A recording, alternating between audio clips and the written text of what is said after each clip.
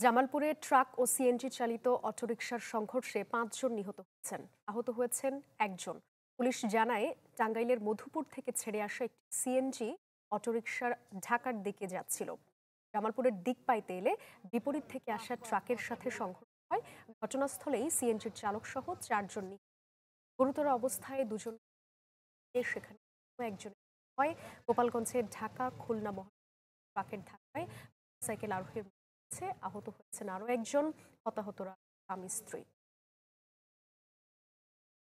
CNG সাধারণত বেপরোয়া গাড়ি চালানোর কারণেই এত এত বড় অ্যাক্সিডেন্টটা ঘটেছে। আজকে ৫টি প্রাণ চলে গেল।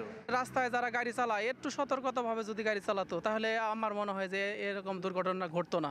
সিএনজি আর ট্রাকের সংঘর্ষে কয়েকজন লোক আহত হয়েছে। তৎক্ষণাৎ আমরা সংবাদ পেয়ে ঘটনাস্থলে এসে দেখতে পাই ৪ জন ডেড বডি আর একজন আহত অবস্থায়। তারপর রাস্তায় একজন মারা গেল। টোটাল ৫ জন। ট্রাকটা যে চলে গেছে সেটা আমরা খোঁজাখুঁজি অব্যাহত আছে। আর লাশের ব্যাপারে আমাদের আইনগত ব্যবস্থা প্রক্রিয়াধীন।